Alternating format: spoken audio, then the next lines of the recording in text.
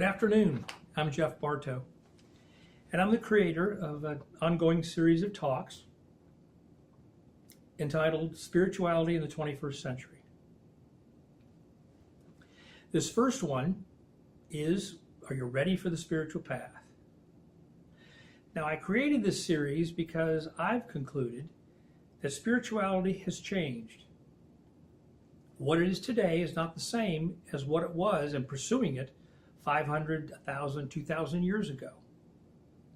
And that because it's changed, we have a lot more opportunity to move forward in our spiritual growth. So what's changed? Well, it ties back to the ages. The Piscean age was the age of the world savior. Spiritual growth was pursued through finding a guru, teacher, master that you then, as the student, chela, disciple, would then have a relationship. And by following what they said to do, you gained your spiritual growth. You took steps. In the Aquarian age, it's about the individual. Individual taking self-responsibility for their growth. Self-initiating steps, activities, disciplines to pursue and to create spiritual successes. Now, the Aquarian age began a few hundred years ago with the rise of science in the 1600s. That's my conclusion from my evaluation. We're not going to get to the actual physical manifestation of the Aquarian age for about another 100 years when it gets to the the Cancer subphase. But with this Gemini subphase that began in the 1950s, it's time to communicate Aquarian principles, communicate about the changes that are going to happen over the next probably 1,800 years. Now, you might be asking, well, why are you qualified to be able to give this series of talks? It's a good question. I made my spiritual commitment at the age of 22 when I met who was to become my spiritual teacher for 16 years. I had the opportunity to live within her retreat environment for much of that 16 years, while concurrently pursuing a business career in the outer world. Now, within her organization, I became ordained, I counseled, I taught in the seminary, and for a while I was the overall educational head for the entire church that she created. When she made the decision to take her next step and move on from the organization, I went with her. Now, after about 16 years, it came to a place where I needed to internalize my spiritual teacher.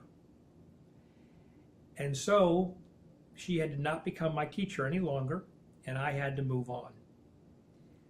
I did comply, no matter how difficult it was for me, and since then I've been pursuing it purely based on Aquarian principles of self-responsibility and self-initiation.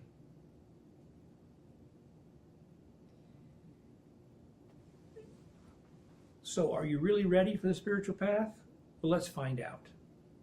First of all, if you're drawn to this talk, your soul is most probably already on the spiritual path. But unfortunately, in each life, we have to build a personality, we have to build an ego, and we have to retrace our steps on the spiritual path. Now, it is much easier to do it this time than it was the first time we do it. But we have to repeat those steps to the place where our soul is in growth. Then we step beyond that to new spiritual successes and heights with our soul.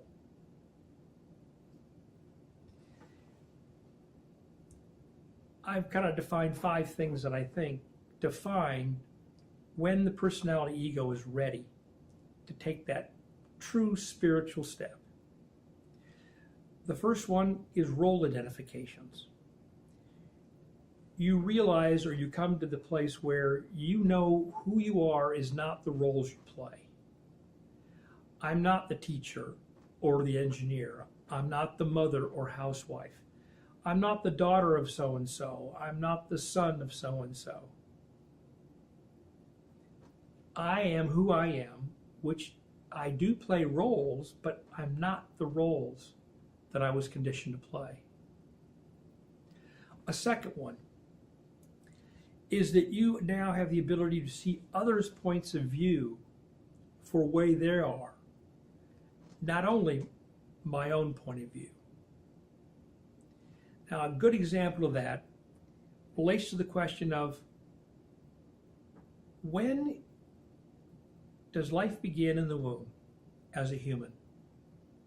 Now, there's a spectrum of perspectives. One, generally held in the religious area, is that human life begins at conception for the fetus. All the way to the other end of the spectrum, for those that say, well, I don't buy the religious perspective. For me, it's when the baby is born and is literally screaming and yelling, as babies do. Metaphysics talks about how the soul usually makes connection with the fetus in the second trimester, usually around the 6th month or that place of viability. So wherever you are on the perspective, there's very different views. Being able to understand each of those views from where those people are is what I'm really talking about here. Not that you agree with their views, but that you understand their views. Now, another one relates to coming to the place where you are comfortable expressing self without shame or guilt of either your past in this life or for who you are. That you're comfortable with who you are and you can express that. Sometimes you gain a reaction that you don't necessarily enjoy, but they're comfortable expressing self. Now, another one relates to that beyond setting short-term goals and targets for yourself in areas of your life, as most humans do, that you've created a long-term goal or objective and a long-term ideal to become and to live within this particular life. And finally, you've gained the ability to tolerate and respect individuality. Your own, but also those others who aren't like you. Now, if you recognize if one or more of those things resonate within you, then you're probably ready for the spiritual path. Now, beyond that, we also have what I call growing realizations that you gain. The first one is that satisfying self is not enough in life. I mean, most of us are conditioned to go out, become successful, have a family, get married, buy things, buy a home, buy a car, things like that. Pursue things that help self to be happy, to enjoy life, to be satisfied. If you're gaining a growing realization that that's not enough, it's not enough to focus on self. It's better to focus on others or beyond self. Now, going along with this is that there's this growing realization that something is lacking in life. Regardless of what success you have or don't have, that something is lacking. And it's not something tangible I can just go out and buy or just go out and do. Beyond something's lacking is there's a growing realization that relationships, which are complicated, that a focus or an emphasis on dependency is really an emotional problem. Now, psychology teaches us that there's a spectrum, again, from total dependency to total independency. And that within that continuum, a great place to focus on is to become interdependent with your spouse, with your loved ones, with your family, your friends, as a way of bringing a balance. Well, I couldn't buy that. So I defined a new term. I call it interindependence. And it's seeking to become independent and then have interpersonal relationships with that perspective. And within that perspective, then, dependency of any kind is an emotional problem that needs to be overcome. Transmuted is the term they use in the spiritual community.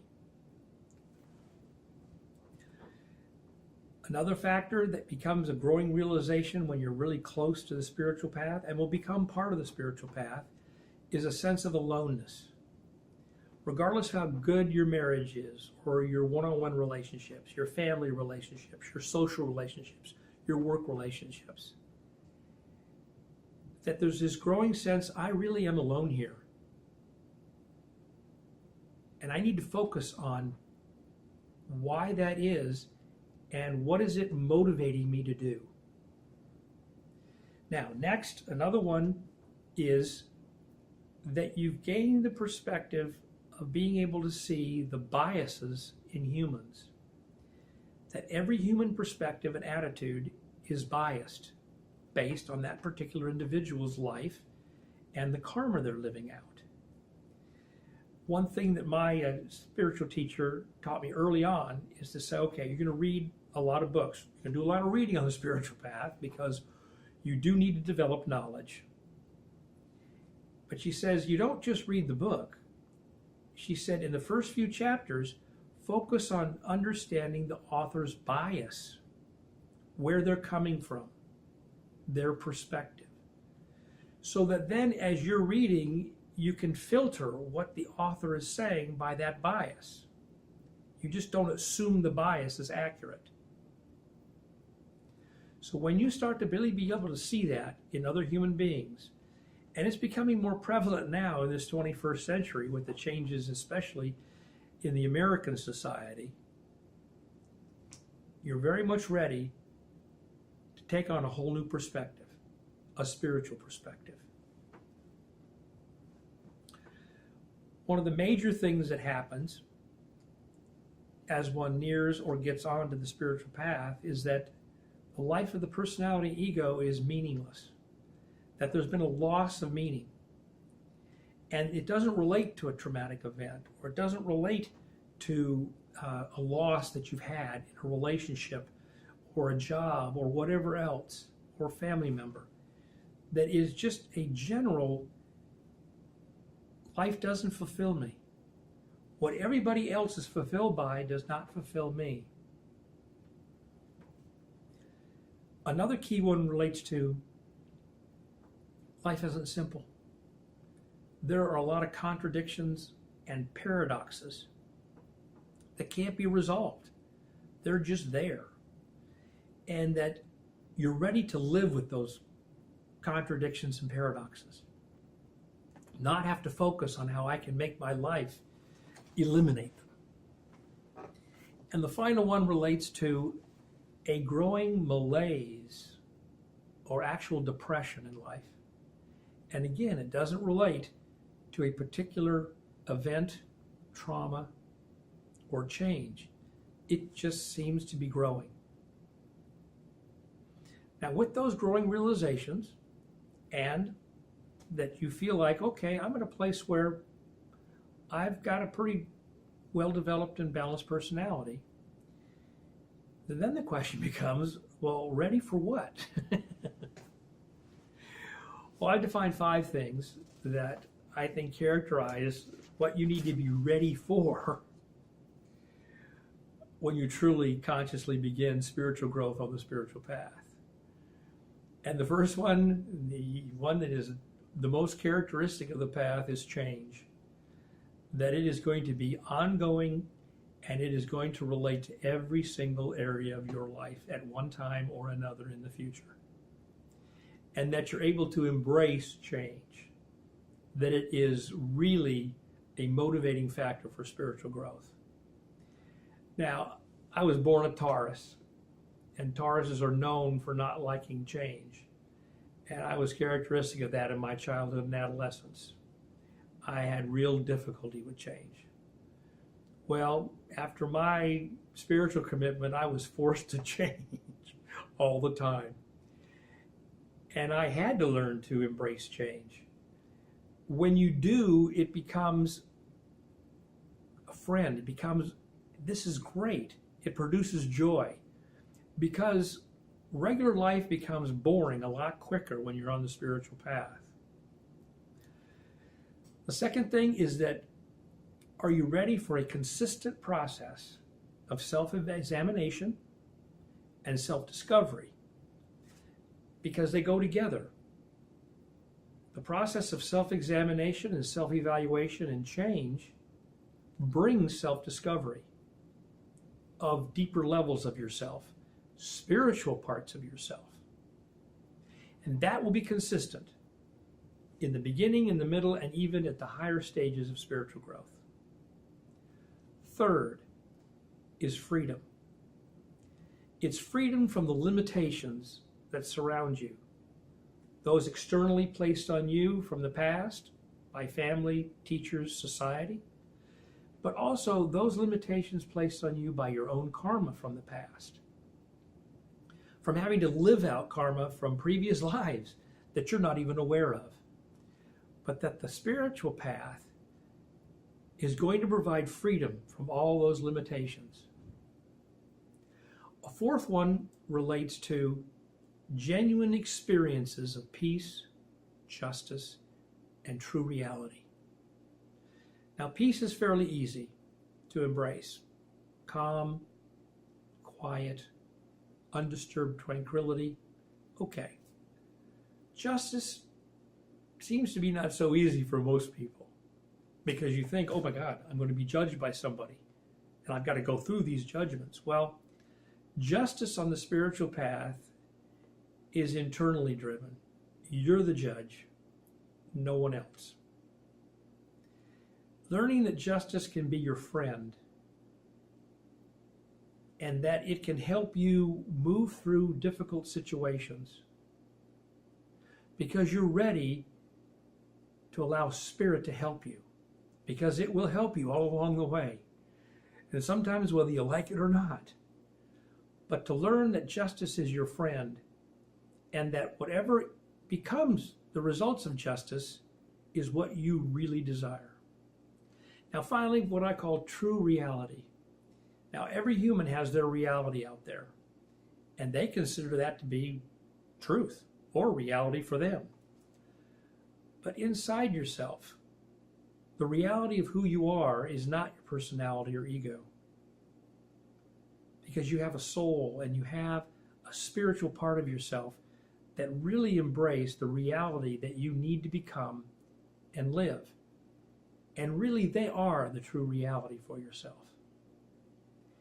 And finally, the fifth one, and this is one of the little ones that it's my own pet peeve that I developed, was, are you ready to see that this earth is a place of purgatory?